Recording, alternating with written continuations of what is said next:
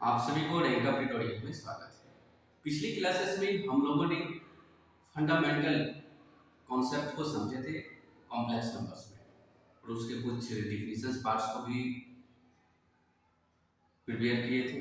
आज मैं equality of complex number Zeeman वाले बहुत ही ज़्यादा इसके क्वेश्चंस डालते रहते हैं और जो कि बहुत ही सिंपल सा है, फिर भी ना जाने किस वजह से बच्चों लोगों को बार बार ये कंफ्यूजन आता है। तो चलो मैं देखता हूँ ये किस टाइप से इक्वलिटी ऑफ कॉम्प्लेक्स नंबर्स को हमें स्टडी करना होता है और इसमें किन बातों को ध्यान में रखना होता है। तो सबसे पहले हमारे पास दो कॉम्प्लेक्स नंबर्स गिवन होगा।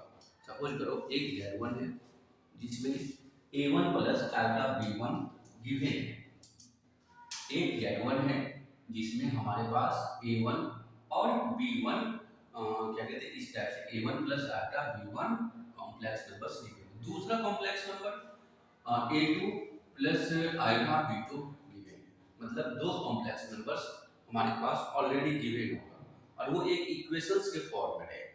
तो किस टाइप से रहेगा, तो जैसे कि देखो डिफिनेशन से ये लिखा जाता है क्या, तो Z1 is equal to Z2, ये ऐसा है। इस तरीके से कैसे, तो इसका जो क्वेश्चन जो देने का जो कॉन्सेप्ट होगा मेरे पास वो ऐसा होगा, A1 plus iota B1 is equal to A2 plus iota B2। बहुत ही आसान है। एक तरफ हमारे पास Z1 वाला फॉर्मेट होगा, दूसरी तरफ Z1, वो एक इक्वेशन के टाइप से हो सकता है, मिक्सेस फॉर्म में हो सकता है, आपको उसको रीड करना है जो हमारे पास दो कॉम्प्लेक्स नंबर्स है। तो इसको क्या करना है, नेक्स्ट स्टेप अच्छे से देखो, रियल पार्ट को रियल पार्ट के इक्वल करो, रियल पार्ट के इक्वल में रियल पार्ट मतलब बिना अल्फा वाले नंबर्स, मतलब आप ये भी कह सकते हो इसको कंपेयर कर रहे हैं। क्या कर रहे हैं, कंपेयर कर रहे हैं। अब कंपेयर करने के लिए A1 is equal to A2, क्योंकि बिना अल्फा वाला नंबर है यही दोनों, यानी रियल पार्ट रियल पार्ट। दूसरा जो होगा आपका imaginary part is equal to imaginary part, ठीक। और डेफिनेशन को और अच्छा बनाने के लिए हम इसको क्या करें, कॉपी को और अच्छे से दिखे, तो ये मेरा Z1 का रियल पार्ट है और ये मेरा Z2 का रियल पार्ट है, ये मेरा Z1 का इमेजिनरी पार्ट है और ये मेरा Z2 का इमेजिनरी पार्ट है। मतलब real part is equal to real part और imaginary part is equal to imaginary part. Clear है? तो ऐसे हमारे क्वेश्चंस आते हैं। तो क्वेश्चंस का फॉर्मेट कैसा होता है ये आप हमें बता दो, क्योंकि क्वेश्चंस के फॉर्मेट को समझना हमारे लिए चैलेंजेबल होता है। तो एक सिंपल सा मैं क्वेश्चंस देता हूं आपको, उसको समझने की कोशिश करिएगा। Find the values of x and y, बहुत सिंपल सा है। अब मैं इधर लेता हूं 3 plus alpha y is equal to 5 plus x plus 3 आएगा, ऐसा क्वेश्चन है। अब सिंपल सी बात है, यहाँ पे जो देख रहे हो ये जो आपका कॉम्प्लेक्स नंबर है ना, एक Z1 है तो दूसरा Z2 है। डिफिनीशन आपके जस्ट ऊपर ही लिखा हुआ है, रियल पार्ट ये है, इधर से रियल पार्ट ये है, इधर इमेजिनरी y है, इस साइड इमेजिनरी 3 है। तो रियल पार्ट के इक्वल में रियल पार्ट, मतलब रियल पार्ट के equal real part 3 is equal to x और y इज इक्वल टू 3। तो क्या कह सकते हो, सिंपल सा ना, मेरे लिए क्या हो गया, इसी को हम ऐसे बोल देते हैं, x is equal to therefore 3 and y is equal to 3, मतलब दोनों का वैल्यू इक्वल है। और भी क्वेश्चन मतलब थोड़ा सा टफ बनता है, तो वो कैसा होगा, चलो वो भी दिखा देता हूं। सेम कॉन्सेप्ट रहेगा, x प्लस 2 y माइनस 3 आएगा is equal to 5 plus 5 plus 6 आएगा। सेम बात है, ये रियल ये रियल, ये इमेजिनरी ये फिर से comparing, x plus 2 is equal 5, y minus 3 equal to 6।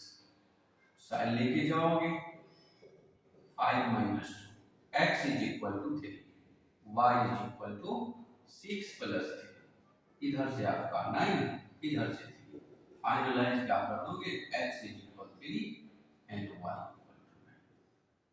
y equal to 9 कर दोगे। इतनी आसान है ये इक्वलिटी ऑफ कॉम्प्लेक्स नंबर्स। और बराबर मतलब लगातार कहो ना, एक साल 2 साल 3 साल के ब्रेक के बाद ना आईआईटी जीमेंस वाले इसी कॉन्सेप्ट के क्वेश्चंस लाते हैं। आईआईटी जीमेंस वाले क्वेश्चंस इसी कॉन्सेप्ट पे वो लेकर के आते हैं। चलिए, अगर इसमें किसी भी टाइप से अगर कॉन्सेप्ट में दिक्कत लग रहा है आपको, तब हमें कमेंट करके बताओगे। साथ में आप नोट करो, मैं तब तक इसको इरेज करता हूँ।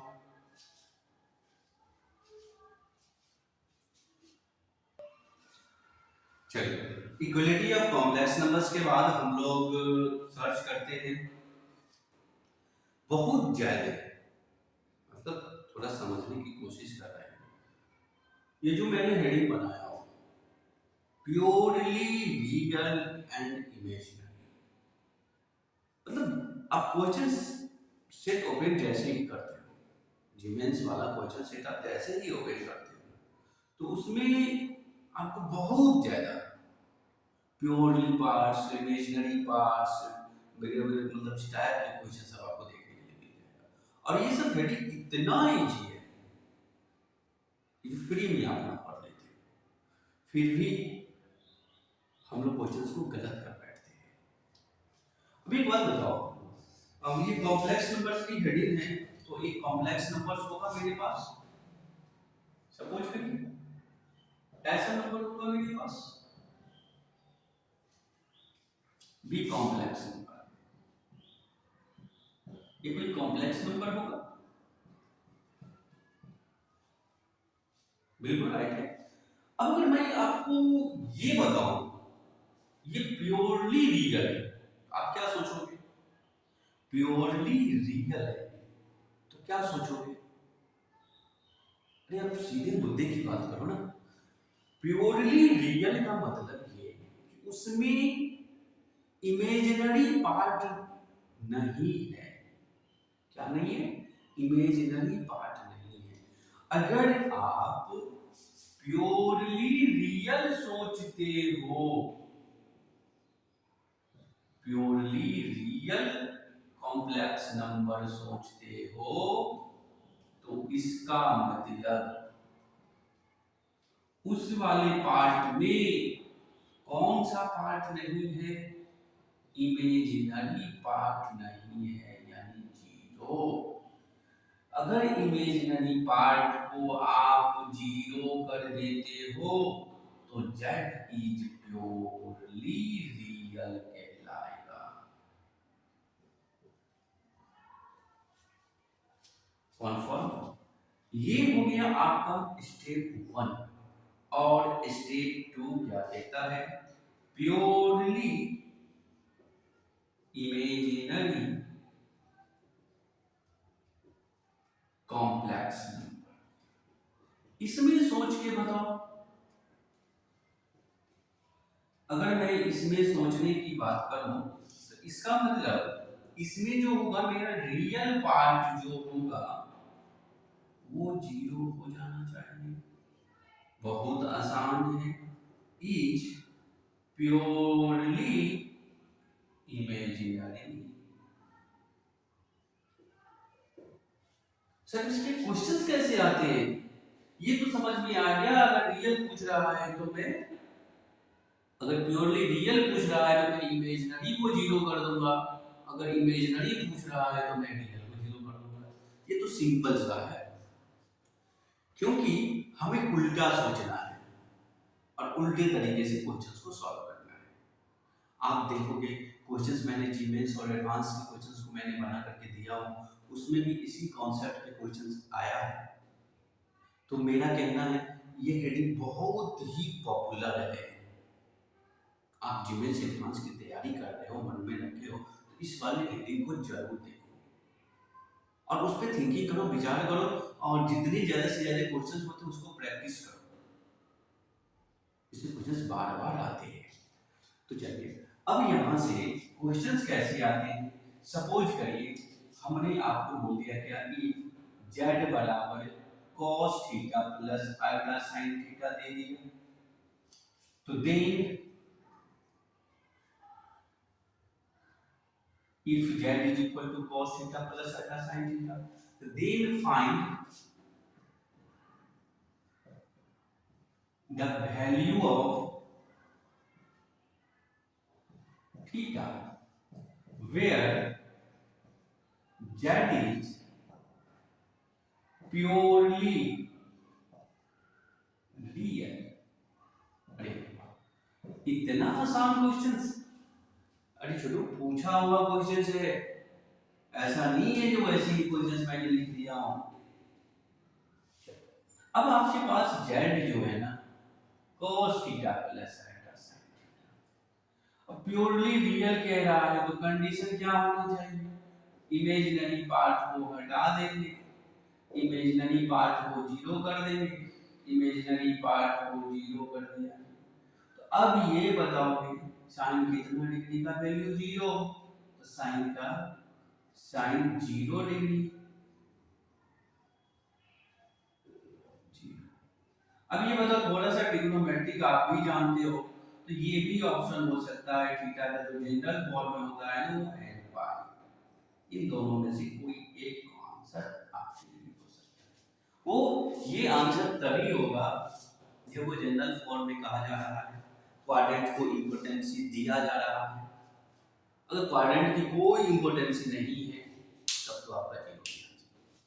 तो मेरे ख्याल से इस सब टाइप के क्वेश्चंस में, और ये जो हेडिंग है ये पॉपुलर है, जो भी क्वेश्चंस आएगा उसमें आपको इसी तरीके से सॉल्व करना है। हाँ ज्यादा से ज्यादा क्वेश्चंस ये हो सकता है लेंथी होगा। लेंथी में कैसा होगा, तो लेंथी में ये होगा, ये जो जेड जो है ना वो सिंपल से फॉर्म में दिख रही है और कोई फॉर्म डिफिकल्ट पैटर्न में होगा, तो उस जगह पे आपको क्या करना होगा, आपको करना क्या होगा, तो उस जेड को पहले आप सेपरेट करते हो, फिर देखते हो रियल क्या है इमेजिनरी क्या है, पूछ क्या रहा है। अगर इमेजिनरी पूछ रहा है तो रियल को जीरो करोगे, अगर रियल पूछ रहा है तो इमेजिनरी को जीरो करोगे। फिर वहां से जैसे कि यहाँ पे मेरे लिए रियल पूछ रहा था तो इमेजिनरी को जीरो कर दिया, यहाँ से मैंने इमेजिनरी पार्ट को इक्वेट कर लिया और थीटा के वैल्यू को निकाल लिया। ऐसे ही कॉन्सेप्ट आप लगाओगे सभी क्वेश्चंस में जो इक्वलिटी ऑफ कॉम्प्लेक्स नंबर से रिलेटेड पे बात करते हैं। प्योरली इम्प्योरली का यूज किया जा रहा है तो आपको डरना नहीं है, इसी कॉन्सेप्ट का यूज करना है। ठीक है, तो अगला जो क्लास मेरा जो होगा वो इस पे पहले मैंने 2-4 क्वेश्चंस को मैं ऑलरेडी सॉल्व करके दे चुका हूँ जिनमें से एडवांस में आप उसको देखोगे। ठीक, नेक्स्ट क्लास में हम लोग मॉडुलस और कॉन्जुगेट से रिलेटेड क्लासेस करेंगे। ठीक है, मिलेंगे नेक्स्ट क्लास।